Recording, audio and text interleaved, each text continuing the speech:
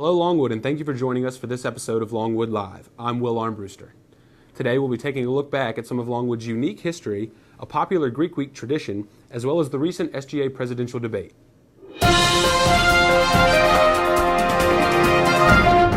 To begin our broadcast, Willett Hall was the site for one of the Greek community's most exciting festivities. Taking place last week, Longwood University's annual Greek Week was in full effect, with events such as tug-of-war and the Miss Longwood pageant as well. One of the most anticipated traditions of Greek Week, however, was run a little bit differently this year. However, despite the change, the support and spirit did not falter. This is the first ever Greek Sync that the Order of Omega is hosting. It's very similar to the traditional lip sync that has happened every semester, but we incorporated it into Greek Week, so we decided to call it Greek Sync. Tonight is going to consist of Greek organizations being paired together in teams of 8. There's 8 teams that will be participating. So instead of it being individual separate chapters coming up with a performance, it's creating more Panhellenic unity, and chapters are getting together and coming up with an event as they are participating in the rest of the Greek Week events this entire week. It's a lot of fun to watch and see all the students come out and support the fraternity or sorority that they're in, and also support one another. We look at that too, so it's great to see the community come together. We actually do have specific criteria we have to look at, so we look at kind of overall appearance, we look at spirit, both for Longwood, for your organization, and the support of other organizations, so kind of Greek community in general. We also look at dance routine and just how the group is doing in general. I was actually in charge preparing for our group, and so we practiced every day for at least an hour, sometimes 2, and then we had to make all the posters and signs and everything, and so it was a lot of work. We spent so much time practicing for it, and so then when we finally got to come out here and hear everybody cheer for us and the music was so loud, it was awesome. Various awards were handed out at Longwood's Greek Sync, ranging from Most Spirited to Best Panhellenic Unity. However, in the end, Best Overall went to Zeta Phi Beta, Sigma Sigma Sigma, and Theta Chi.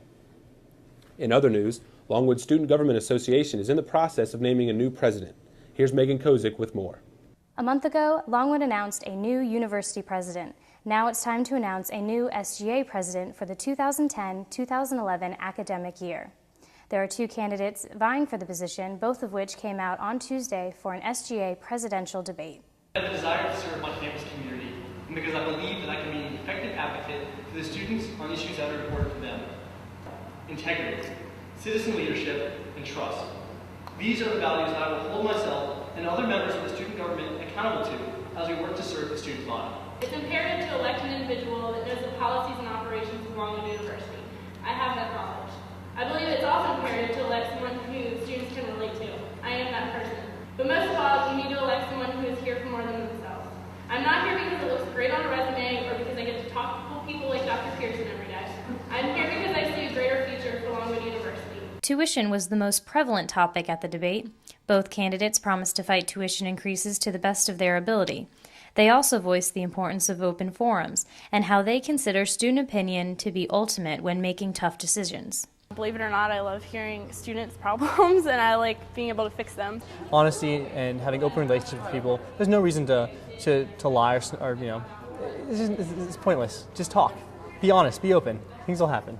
Elizabeth Hull, SGA election chair, has high hopes for the candidates this year and felt that the debate left a good impression on the student body.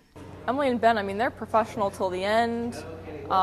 They had their platforms, they were polished, they knew what they wanted to say, and it looked like they got everything out. Hull believes that the SGA is currently on the right track, and that the next president, whether it be Britton or Van Daneker, needs to keep that momentum going. We're finally bridging the gap between the students and the Senate and the administration and the police and athletics and academics. There's not much that hasn't been brought up that we haven't talked about. So just to keep pushing forward with our new president. So what do the SGA presidential candidates want their voters to know? I love the campus. I've served the school. I wish to continue to serve the school. And if anyone wants to say anything to me, come talk to me. I'll make sure things happen, or at least I'll try. And that's the most important thing, is that we listen to what you have to say and we try to get it done. Every time I've been faced with a difficulty in the SGA, I've always tried to look at it in terms of what the student body would want instead of what I want, and I always think of others before myself, so I think that's a really important quality for the president to have. I'm Megan Kozik for Longwood Live. This past Tuesday, March 30th, Longwood's Greenwood Library hosted a special collections event called Longwood History Comes Alive.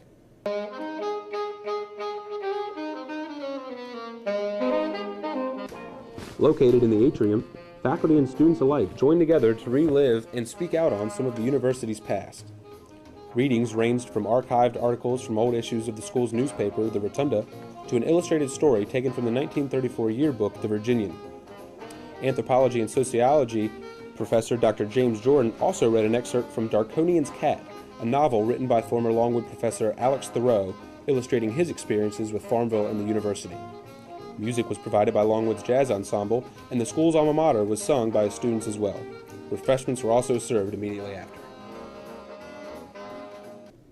The madness of March's 2010 NCAA tournament is finishing up with the Final Four taking place this weekend. This year's tournament featured many surprising upsets and Cinderella stories, leaving many people's bracket busted early. We're showing you now the bracket from last year's third-place winner in Longwood's bracket contest, left this year with no teams remaining in this weekend's Final Four. The winners of Longwood's 2010 Bracket Challenge will be announced on Tuesday following the national championship. That's all for this week's episode. Thank you for joining us, and I'll see you next time.